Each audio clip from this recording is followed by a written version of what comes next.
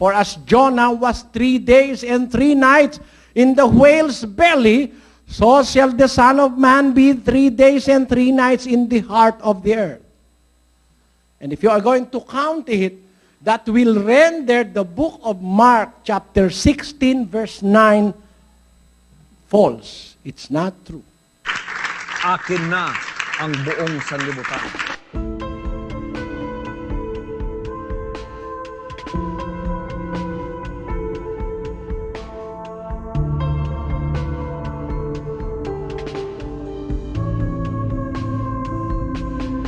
Inutil! Tarantado!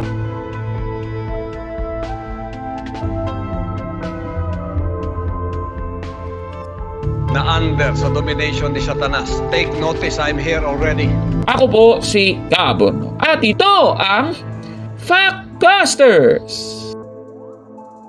Sa puntong ito ng ating programa, kung hindi ka pa nakasubscribe, pakiclick po ng subscribe button at ang notification bell para updated po tayo sa ating mga susunod na videos. Kaya, let's go at simulan na natin!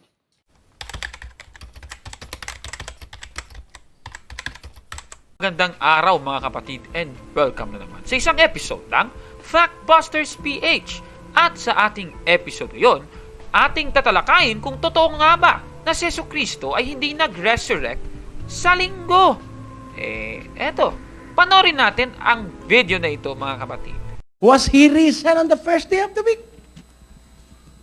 An ordinary Bible believer who was preached or who have listened to a very reckless preacher will believe that Jesus Christ was resurrected early Sunday morning because of this verse. But it is not true. He did not resurrect early Sunday morning or the first day of the week. He did not. Examining this will bring you to the correct understanding of the Scriptures deeply. Why? Because he died on a Wednesday. He said that he must be in the tomb for 72 hours. 3 nights and 3 days. So, counting from Friday afternoon, he must be in the tomb Friday afternoon at sunset. Saturday afternoon at sunset is 1 day. See? And Sunday afternoon at sunset is the second day. Why did he rise from the grave early Sunday morning? It is not complete yet. 12:40 of the book of Matthew says, For as Jonah was 3 days and 3 nights in the whale's belly, so shall the Son of Man be 3 days and 3 nights in the heart of the earth. And if you are going to count it, that will render the book of Mark chapter 16 verse 9 false. It's not true. And this is a long study. This is being done by experts of the Scriptures and scholars of the Bible. But I will prove to you, without the shadow of a doubt, that these verses that follows from verse 8 are spurious verses. They were added by unscrupulous Bible translators. Aba, yan palang sinasabi ni Soriano mga kababayan. Sabi kasi sa Mark chapter 16 verse 9, Now when Jesus was risen early the first day of the week. Kasi yung sabi ni Soriano, tutol daw siya sa nakasulat sa Mark chapter 16 verse 9 kasi ito daw ay unscrupulously na idinagdag ng mga translators sa Biblia. Sabi nga niya, He did not resurrect early Sunday morning or on the first day of the week. Ano ba yung batayan niya? Sa Matthew chapter 12 verse 40, ito po yung nakasulat. For as Jonas was 3 days and 3 nights in the whale's belly, so shall the Son of Man be 3 days and 3 nights in the heart of the earth. Ang tanong, totoo ba ang conclusion na ito ni Mr. Soriano? Ito, babasahin natin mga kapatid. Ito po yung sa The New International Commentary on the New Testament ni R.T. France. Ganito pong nakasulat sa pahina 491. The same phrase, 3 days and 3 nights, occurs in 1 Samuel chapter 30 verse 12 to denote a period which began literally today, 3 days. The day before yesterday on verse 13. Similarly, in Esther, a period described as for 3 days, night and day, 4 verse 16, is concluded on the 3rd day, 5 verse 1. Mga kapatid, ano po yung ibig sabihin ng nakasulat sa aklat na ito? Babasahin natin yung kanyang kinote. Ito po yung sa unang Samuel, Kapitulo 30, versikulo 12. Yung nakasulat dito na may 3 days and 3 nights. Yung 3 days and 3 nights dito, it concluded sa 13, yung because 3 days agone, I feel sick. Yung huling araw sa 3 days and 3 nights na yun ay yung pangatlong araw. So, ibig sabihin, pag sinabing 3 days and 3 nights, it's equivalent for saying 3 araw talaga siya. Hindi siya literal na 72 hours. Aba, nasa Biblia pala. Pangalawa, itong sinabi din ng nasabing commentary, Esther chapter 4 verse 16, yung 3 days, night or day. Ayan. Tingnan niyo, kailan ba na-conclude yung 3 days and nights na yan? Babasahin natin, ito yung sa 5 verse 1, now it came to pass on the 3rd day. Ibig sabihin, yung huling araw is on the 3rd day talaga. Okay.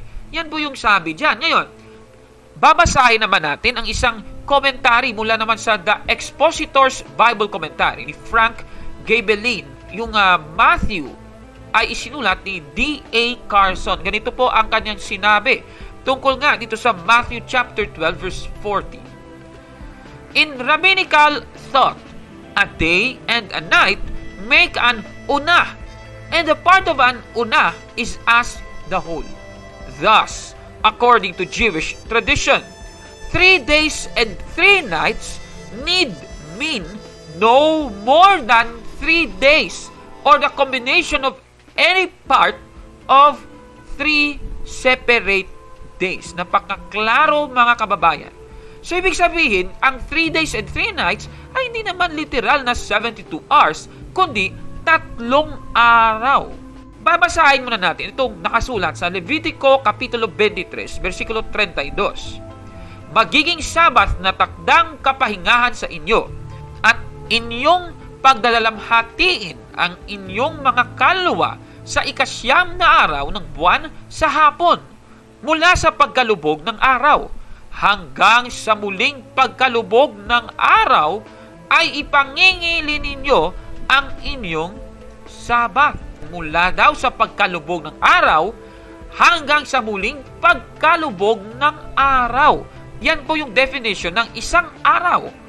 One whole day sa Sabbath. Yung sabihin, pag sinabing Sabbath on a Saturday or weekly Sabbath, it should start Friday sunset hanggang Saturday sunset. Ayan, nakikita nyo sa screen mga kapatid. Yan po yung Sabbath day, yung 7th day.